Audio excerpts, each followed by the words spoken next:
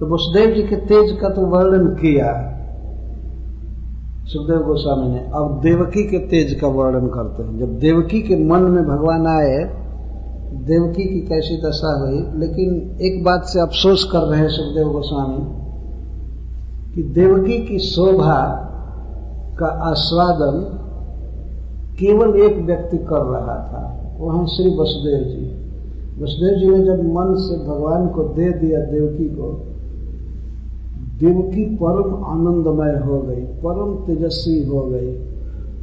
पर सुखदेव गोस्वामी बहुत अफसोस करते हैं कि हाय हाय, ऐसे समय में देवकी के मन में भगवान आए जबकि बेचारी देवकी कारागृह में है। उसका दर्शन दूसरे लोग नहीं कर सकते थे। जिसके मन में भगवान आ गए, जिसके उदर में भगवान आ गए, उस स्त्री का या उस भक्त का दर्शन करना ये लोगों के सौभाग्य की बात होती। लेकिन वो कारागृह में बंद थे और बाहर ऐसे लोग घूम रहे थे जिनके हृदय में केवल माया है, भगवान है ही नहीं। तो इस बात से सुखदेव गोस्वामी को अफसोस हो रहा है। तो वे कहते हैं कि सादेवकी सर्व जगन निवास भूता नितरम नरेजे भोजेन्द्र गेहग्नि शिखे वरुद्धा काष्ठा जथानंद कर सरस्वती ज्ञान खले जथा सती।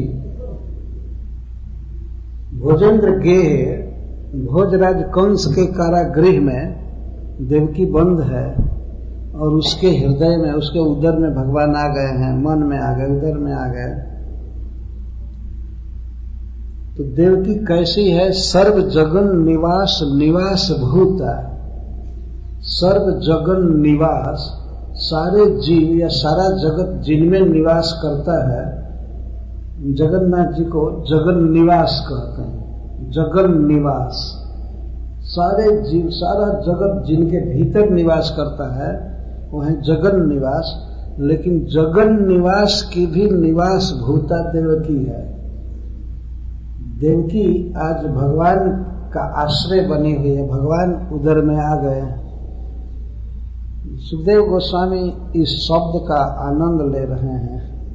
सर्व जगन निवास देवकी निवास भूत हो गए। सारा जगत जिनके भीतर रहता है वे प्रभु देवकी के भीतर आ गए, देवकी के उदर में आ गए। पहले मन में आए और मन से पेट में आ गए हैं। माता देवकी का जो उदर है, पेट है, वह वास्तव में भगवान का धाम है, दिव्य, अप्राकृत नहीं है, प्राकृत नहीं है, अप्राकृत है। भगवान अपने धाम में ही अवतरित होते हैं। तो ऐसी कल्पना नहीं करनी चाहिए कि जैसे साधारण माँ के पेट में आते होती हैं और उसके बीच में बच्चा होता है, ऐसा नहीं। और भगवान का धाम है। तो देवकी सर्व जगन निवास का निवास भूता बन गई है।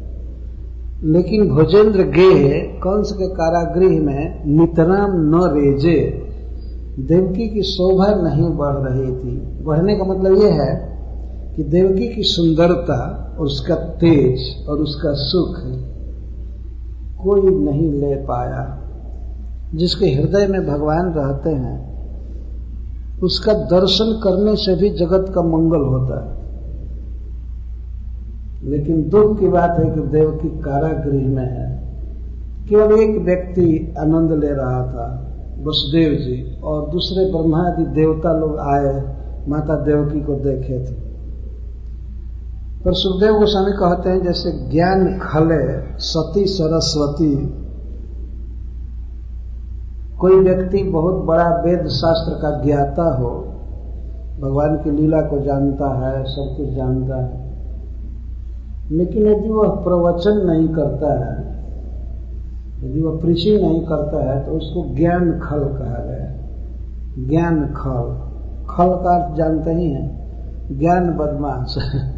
खल का अर्थ है कृपण, जो ज्ञान को बांटता नहीं है, अपने आनंद में रहता है। वो ज्ञान चूंकि आनंदमय है, वेद आदि की जो विद्या है उस व्यक्ति को आनंद में रखती है, तो अपने आप ही आनंद में रहता है, दूसरों का आनंदित नहीं कर पाता है। उस विद्या को सती कहा गया है यहाँ पर। सती सरस्वती, सरस्वती मतलब ज्ञान विद्या, और सती का अर्थ है परोपकारिणी। सरस्वती का भंडार ऐसा है कि इसको जितना बांटा जाता है उतना ही बढ़ता है, और नहीं बांटने पर ये कम होता जाता है। ये अद्भुत धन है विद्या। यदि विद्या आदमी बांटे, दूसरों को दे, तो विद्या बढ़ती जाती है, बढ़ती जाती है। एक व्यक्ति के पास विद्या हो तो उससे कोटि कोटि लोगों को विद्या दी जाती है। तो सरस्वती विद्या दान करने पर बढ़ती है और नहीं करने पर संकुचित हो जाती है, घट जाती है। तो जैसे कोई व्यक्ति बहुत बड़ा विद्वान है, भक्त है, वेद शास्त्र पढ़ा है, सब कुछ, लेकिन कभी उपदेश नहीं करता है, कभी प्रवचन नहीं करता है।